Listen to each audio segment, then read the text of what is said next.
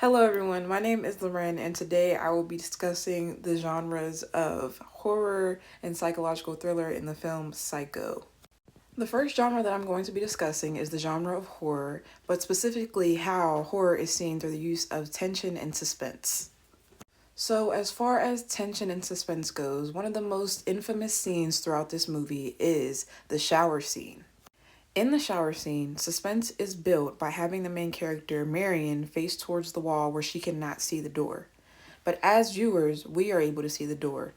And with us being able to see the door, we are able to see that somebody walks in the door when she has no idea. The person standing at the door stops for a while before they start to edge creepily closer and closer towards Marion while she's in the shower. As the person creeps closer, there is suspenseful music in the background that adds more to the scene, making it even more creepy. Marion then realizes that there's somebody in the room with her, and then she begins to scream once the shower curtain is opened and the attacker begins to stab her. And what adds to the horrificness and the suspense of the scene is that we have no idea who it is attacking her. Now, due to the dress and the shadow of the person, we can see old woman's clothing and a wig, which makes us believe that it is the owner of the hotel's, Norman's, mother. Another example of suspense is when Marion gets pulled over by the police officer and she acts suspiciously and he asks her a bunch of questions that she does not have a direct answer to. This adds to the suspense of the movie because it makes us as viewers wonder if she's going to be caught after she smuggled this money. The next thing that I'd like to cover is the aspects of psychological thriller and specifically how mental illness is used as well as mind games are played on the audience to make the movie mind twisting.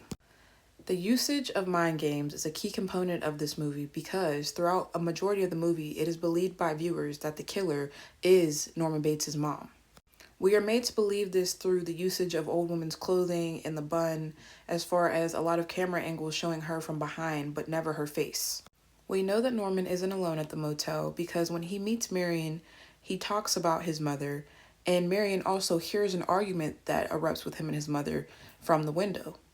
We also, as viewers, see her in the window along with Marion's boyfriend and the detective, which adds to the mind twisting of the movie because when Marion's sister and her boyfriend visit the sheriff's house, the sheriff assures them that Norman's mother passed away years prior and that he lives at the motel by himself.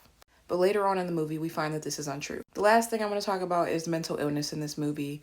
Norman Bates is shown to be mentally ill, being that he himself poses as his mother and he is the one killing all these people just dressed up as his mother, and he does it to make it seem as though his mother is alive because he's the one who killed her.